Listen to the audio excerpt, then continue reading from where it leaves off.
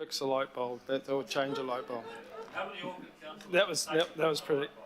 Okay. I have had a request from numbers of people if we could move matters on a bit. That's, of course, is in our own hands here. So the next item up is the, and hopefully we can start with this one. We've got the Regional Public Transport Plan Strategic Direction. We have the team up here. Luke and Andrew would appear at the moment. So over to you guys to introduce the item to us. Thank you, Chair, and good afternoon, everybody. Today, what we're here to seek from the committee is guidance on the strategic direction for public transport in Auckland over the coming years. You may recall from a number of workshops we've held on this topic, we are preparing a new regional public transport plan, and while the Auckland Transport Board is responsible for the ownership and approval of that plan, we are seeking from this body the strategic guidance on the direction for public transport as a key input, as a starting point to setting up and shaping the plan itself. Luke's going to go through very briefly what the elements of that are. We have incorporated into this strategic direction, as recommended to the committee by the AT board, input from partners, stakeholders, and also from members of the community, and also incorporated feedback from this body in workshop. In particular, I'll just mention Councillor Dalton, I think, verbalised what perhaps everyone was thinking, which was in one element seeking a bit more discussion and detail, and so we've provided that in the paper today and hoping to have that discussion. I'll just get Luke to take you through the three core elements very briefly, and then we'll hand it back, Chair, for discussion. Thanks, Andrew. I don't know if we want to bring up the slides or not. They're just to assist the discussion, but I'm happy to just talk to them as well. Thank you. Okay. I suppose I can use the pointer then. So, as Andrew was saying, we're seeking your direction on these three elements of the strategic direction, which this slide is setting out. So those are our short-term focus on public transport recovery, priorities for service changes, which I'll provide a bit more detail on, and also the long-term vision and goals that you've seen before. And that direction that you provide us we'll use to shape up the draft plan that we'll then take to consultation with the public. So your endorsement of these is not the final version, it's the version that we will use to have that conversation. So there is still scope for them to change afterwards. So the first element of that direction is around our short-term focus. So you've probably heard from our CEO Dean recently around how we want to return to where we were before the pandemic as quickly as we can. We're expecting that we can do that within the next year to kind of 18 months, hopefully. Of course, that requires us addressing the ongoing driver and crew shortage issues that our operators are facing, and we're working with them on doing that. It is also about addressing the various elements of the letter of expectation, which also include improving run times, focusing on reliability, which is a key thing that we hear from the public again and again, and also improving the utilisation of our services and how we kind of report on and track that. So being more transparent about that. We believe that this element is necessary for the public to actually, believe in what we're saying in the plan. If we're too focused on the kind of long term while there's issues on the ground today, then we won't get that buy-in. But this element does build towards that kind of long-term vision and goals, which is the third element that I'll come to. In terms of the second element, which is our kind of priorities for service changes, obviously we're considering in the previous element, as I said, better utilisation, and that is an element of these changes as well. And as we've discussed before, most of the service changes over the next 10 years will be linked to new infrastructure, such as the opening of the City Rail Link, the Eastern Busway, Rosedale Station, the Northwest Interim Bus improvements, the new train stations down in Drury and Pairata, and also associated to the climate action targeted rate. Beyond those, what we're seeking is your direction in terms of these three approaches. Should we focus on growing the number of people on public transport, that patronage focus? Should we focus on expanding the reach of public transport into areas that don't currently have access? Or should we take a balanced approach between those? It's not on the slide, but the paper itself has some of the data around the kind of expected outcomes of those three approaches. And you can see that under all three, we're making significant progress against the various key metrics that we track around the population within 500 metres of a service, the population within 500 metres of our kind of core network of rapid and frequent services, which increases significantly from kind of 40% into the high 50s over the next 10 years. And also how we're tracking in terms of patronage or what we're forecasting under these various scenarios. So that's some of the data to support your request for kind of more information. We've also, since we came to you last in workshop, discussed this issue with our partners and stakeholders, so the likes of Mana Whenua, Kāinga Ora, Panuku, Waka Kotahi, and so on. Most of our stakeholders prefer that balanced approach, or leaning, I should also say, including operators. And some of the operators are kind of leading towards that more kind of patronage focus. We've also done a survey of Aucklanders recently, both a survey of kind of customers via our HOP newsletter and social media, and also a kind of representative sample via our market insights panel. Aucklanders are telling us that they prefer that balanced approach of the breakdown, slightly more, I should say around about 50% prefer the balanced approach, around 40% towards the more patronage focus, and just under 10% towards the coverage focus. So largely I think that supports our recommendation of a balanced approach. And as it notes, part of the reason for that recommendation is that we can then tailor that to the needs of local boards. That balanced approach allows us to spread improvements across the region, while a coverage focus is probably going to be quite heavy towards the outer parts of the region where there is no service currently, and a patronage focus will be more focused on existing urban areas, not providing new coverage elsewhere. So that's that element. And then the third element is our kind of long-term vision and goals that we're striving to. The vision in the centre there is around massively increasing public transport use, which is using language from the transport emissions reduction pathway. And then we kind of spell out the benefits of that. So we want to reduce congestion, improve access for Aucklanders, support the economy, and enhance the environment. And then the 5 goals around the outside talk in a bit more detail to the elements of that vision around the environment, the customer experience we want to deliver, equity, safety and accessibility, how we integrate public transport with land use and also active modes, and also how we fund and deliver the system. And so these elements are what shape up the structure of the plan. The various actions that we will include in the plan will be linked back to these goals, so that it's transparent. If we're saying that we're doing something, well, why are we doing that? What's it contributing to? So that's an overview of the 3 elements. Happy to take any questions on those elements. Okay, questions, Councillor Ferry? Thank you. My question is about whether or not we agree with the short-term focus on recovery, and so maybe, yeah, great. So my concern in this space is, and you mentioned the driver shortage in particular, and acknowledging we do have a ferry issue as well. We heard from Mark Lambert in an earlier presentation that we were anticipating bus driver numbers being back up to full by about September. This plan gets signed off in October. So I'm quite concerned that we've got a short-term focus on recovery when, in theory, we should actually have fixed one of the main issues that leads us to need to do a recovery before we've actually even signed off on this. So, and I understand it is a broader COVID issue, but that seems like a real mismatch to me, so I appreciate your comments on that.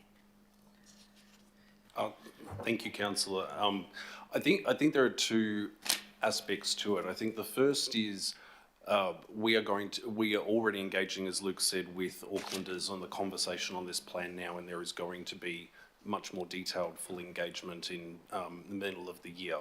And any time anyone speaks to me willingly, they talk about bus driver reliability issues. And I think if we were to go to the public and want to have any other conversation, we're going to be regarded as not being in touch with the issues that are happening right now. And I do take the point. The other component but I do think that this is the conversation Aucklanders want to have right now. That's my view on it. And I think the other component to this is while we are working and the team's doing a great job in dealing with the driver issue, getting the drivers is a key component. That will sort out some reliability. Then we've got to do more to get people actually back onto the buses. Fixing the drivers, fixing the scheduling gaps is that component, and then we've got to get everybody back. And the CE has set a good target for getting back to 100 million, and we want to actually go, beyond that to get to where we were hoping to be in 2024 prior to COVID ever happening. So that's where we're trying to get to, and there's going to be a lot of aspects beyond just getting the drivers to get people back on board, because it has been an ongoing issue. Oh, sorry. I think there's a couple of underlying issues as well. One we're working hard at, but I think it's got a way to go, is bus drivers feeling safe and actually want to do the job. And the other one is that if and when the government removes a 50% subsidy for public transport, it will be another hurdle to overcome. So I don't think this is small beer at all. I think it's a pretty significant area. I think those are all really valid points, and I guess I would ask that that's part of the framing, because I think you're right that people do want to have a conversation about bus drivers, but if they understand in the consultation for this that actually, yes, we're working on that, hopefully going to be back up to speed by September, then we can have some of those other conversations as well, because they're actually going to be more important in the medium term for this plan. Thank you. Councillor Hills. That was quick. Thank you, Chair. Just on sort of what Councillor Ferry was saying, my view, and I don't know if it's a real view, is that even with the driver shortage, how can we front end some of the stuff? So like with the Qatar, with some of the funding, often we kind of wait till we're at peak and then we consult and put new bus lanes in and put new bus stops in, and then there's like a lag. Is there any way to front end some of the stuff, capital? I know there's money issues, but are there ways that we can get this ahead of time for when the drivers come? So bam, people are like, we've got the drivers, roll the service out, because sometimes it's just a 2-year process to get a service up and running, etc. I would completely agree, Councillor, and I think that's something that we definitely should be looking at. And I think that, to be fair to us, I would say that we are doing some of this stuff. So there is, for instance, an ongoing rolling program of enforcing bus lane, misuse by people who are not buses, and work like that is ongoing regardless of this issue. And what we know with the Qatar funding is we're going to have a series of service improvements that we're going to be able to publicise really widely, and hopefully well, and get some really good uptake as a result of that. So yes, I do think we should definitely be trying as much as possible to not be waiting for the perfect environment, and we can build that in. Councillor Darby. Thanks, Andrew and Luke. Just in terms of the short-term focus, and the target is to get back or to exceed, and I stress the exceed, that's good, to the pre-pandemic numbers. And I'm just wondering if this is a real undershoot, because I'm just seeing the current numbers that are coming through, and I just had a quick read, and this is a holiday, first week of the school holidays, so we can expect lower patronage. The bus numbers were 86.5 to 127% of pre-pandemic patronage. Ferry was between 105% and 200%. 200% on weekends. We're seeing massive growth in ferry on weekends. The laggard is the train, because we've got a big chunk of the network closed down. So I'm just wondering if that short-term focus needs to be reset, not on pre-pandemic, but on where we're projected to be as of now, and forget about 3 years ago and being pre-pandemic, it's history. We need to be targeting, the short term needs to be a very deliberate, in my view, a very deliberate targeting of where we should be today as we've projected. Now, can you just explain to us why we're leaning on the pre-pandemic when it's somewhat irrelevant now? It was an age ago, pre-pandemic.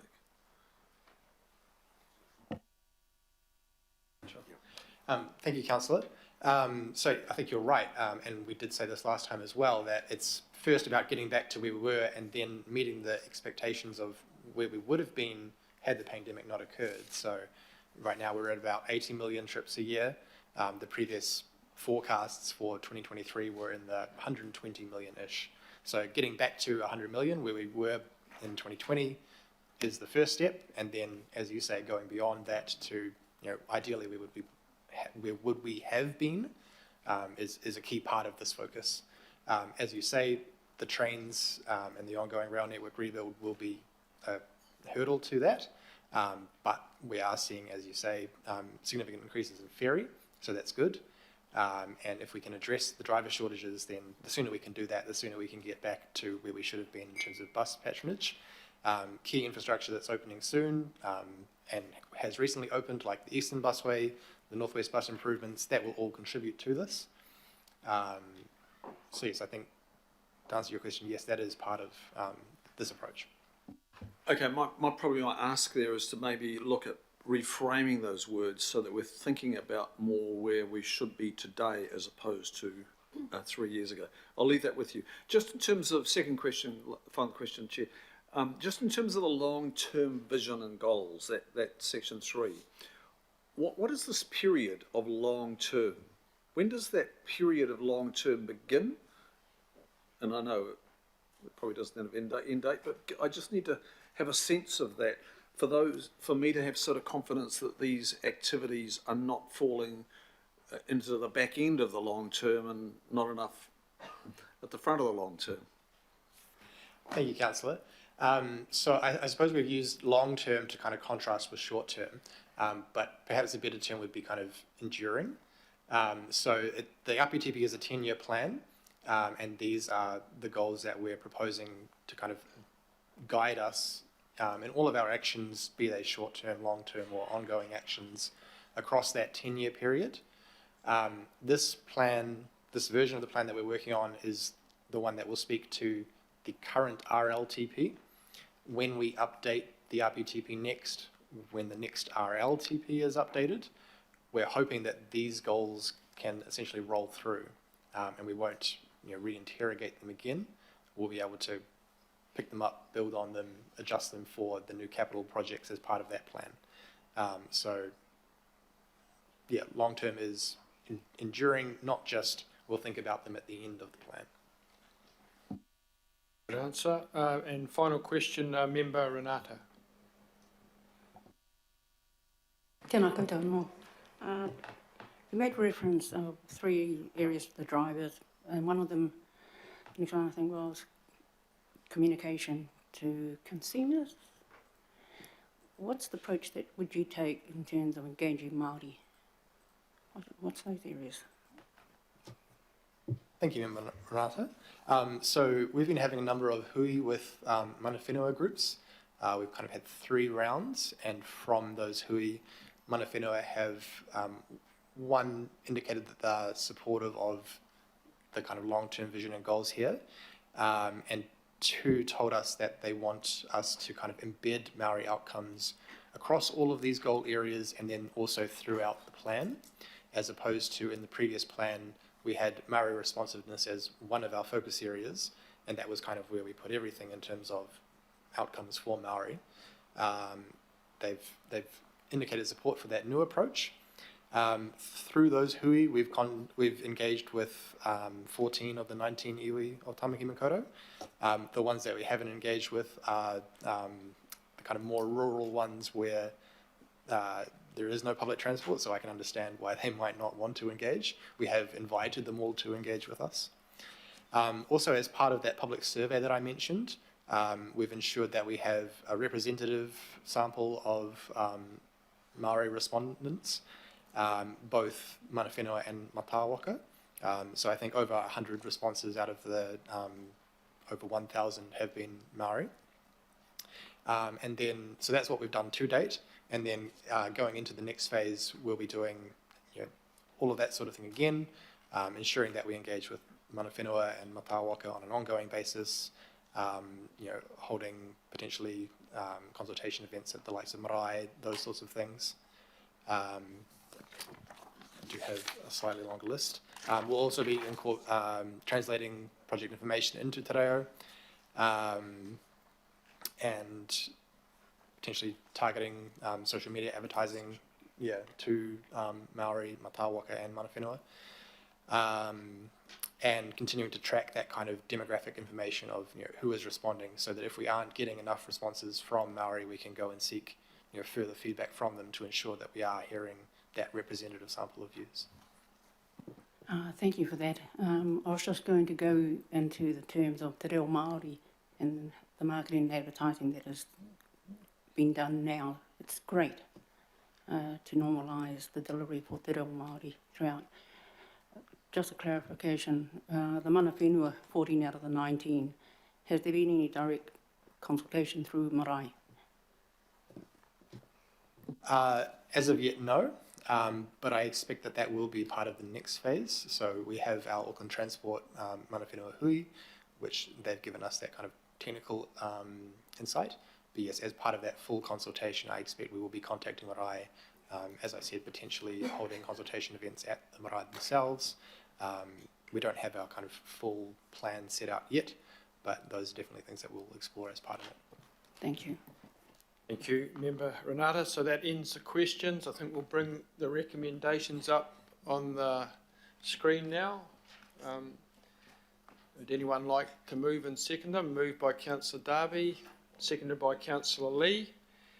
There's just been one addition from the published version that I don't think is inconsistent with anything we've heard, hopefully. It's been moved and seconded. Would anyone like to speak to it, or can I just put it to the vote? Councillor Lee? Thank you, Mr Chairman. The plan is one of the suite of plans, statutory plans, that the council, or rather Auckland Transport nowadays, is required to deal with under the Land Transport Act.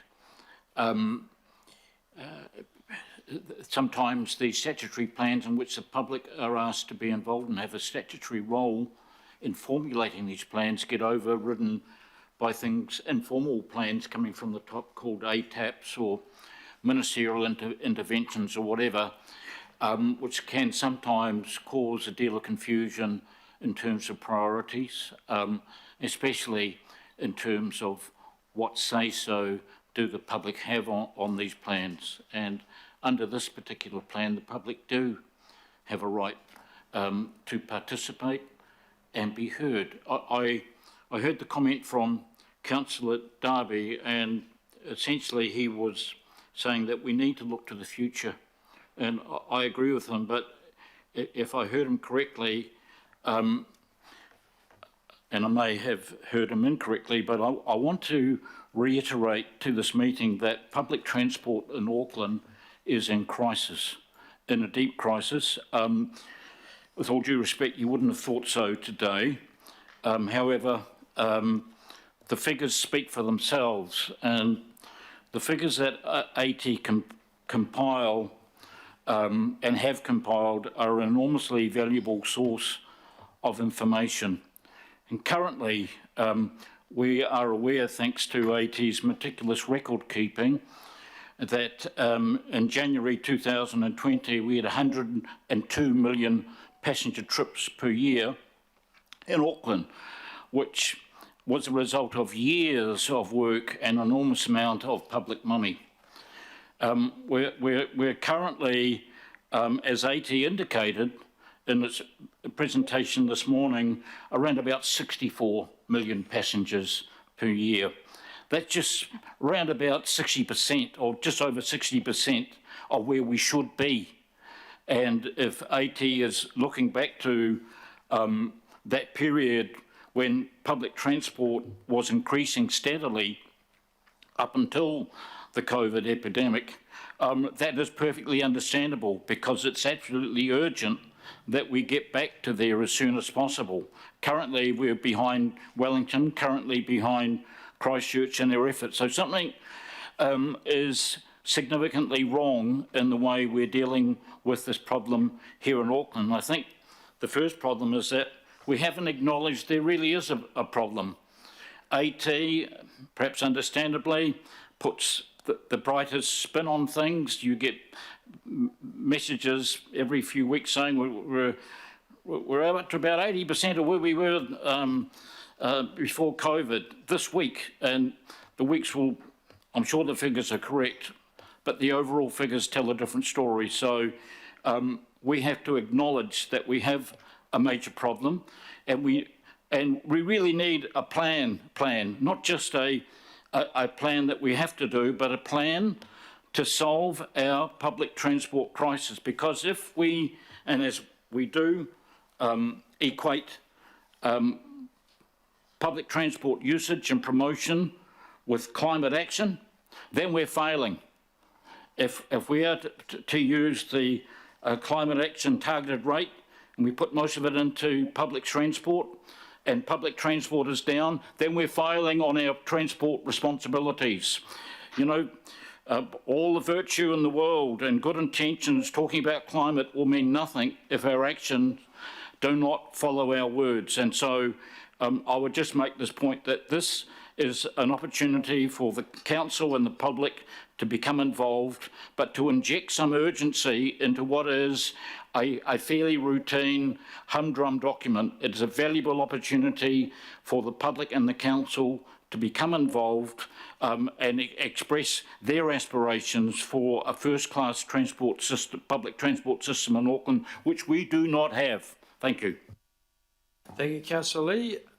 Councillor Darby.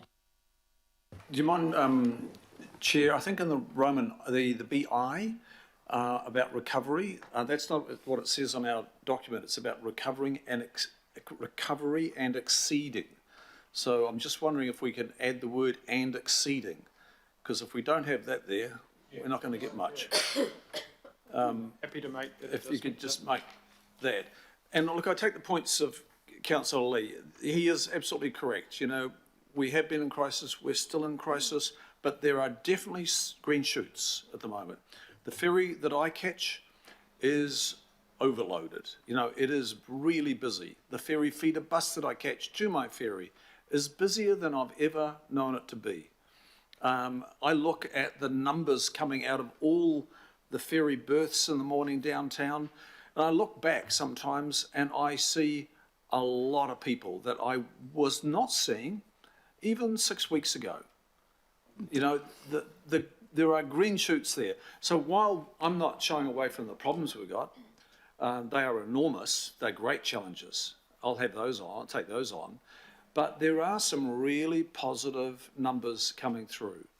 You know, there are people heaving in the city centre here, in the downtown area. There's a lot of people coming back to their workplaces, you know, in the so-called white-collar work area. I'm seeing that. I don't know what it's like in other areas, and I'm happy to hear the anecdotal stories of other councillors who regularly take public transport. But from my experience, despite us being 35 skippers and deckhands down, and we've been that constant for at least 2 months now, it was 46 pre-Christmas. Pre-Christmas, we're more like 500 bus drivers down. As of today, we're 354, an improvement of 3 in the last week. So things are tracking. We just all want them to track a lot faster. And I'm glad to hear that we're all committed to going in the direction of getting public transport back on track and then on a brand new track to a whole new growth curve. Thank you, Councillor Darby. And to finish us off, Councillor Dalton. Thank you. I'll be really quick. Thank you, Luke and Andrew, for bringing the report and all the work that you've done on it. And I know times are tough at AT at the moment, so appreciate you being here and giving us such a positive way forward.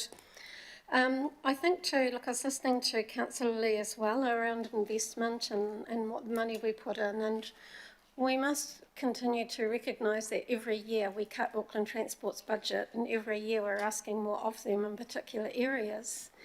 And while it's very easy to throw the rocks, and we do get pretty good at that at times, we've got to invest. If we're going to set the strategies and the plans and the direction, and then we're not going to fund them, then we leave them with what?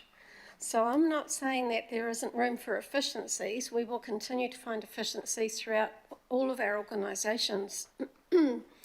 But we cannot continue to ask Auckland Transport to deliver on less, with less funding all the time, because that's all we keep doing. I don't know the last time that Auckland Transport had the money to do what we were asking of them, particularly in the public transport and emission reduction space.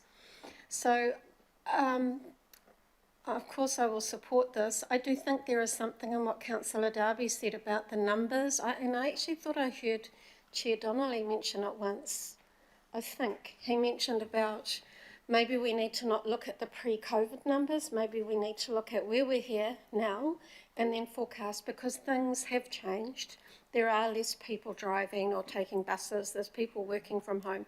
All of that stuff, which is anecdotal to a certain point. We don't have any real data on it, so we don't know true numbers and what we should head for. But you've given us a focus, you've got a focus, and that's good. It's tracking forward. But I think it's worth considering what Councillor Darby has mentioned, and certainly we should consider what Councillor Lee has mentioned. We can say all we like about providing good public transport, infrastructure, emission reductions, but if we're not going to fund it, we're just going to keep sitting here and saying to Auckland Transport, why aren't you doing your job properly? Yeah. They're not doing their job properly because we're not taking it seriously enough. So I'll support this. Thank you, Chair. All right, thanks to all the speakers here. It's been moved and seconded. All those in favour, say aye. Aye. Against? Okay, carried unanimously. Thank you, officers.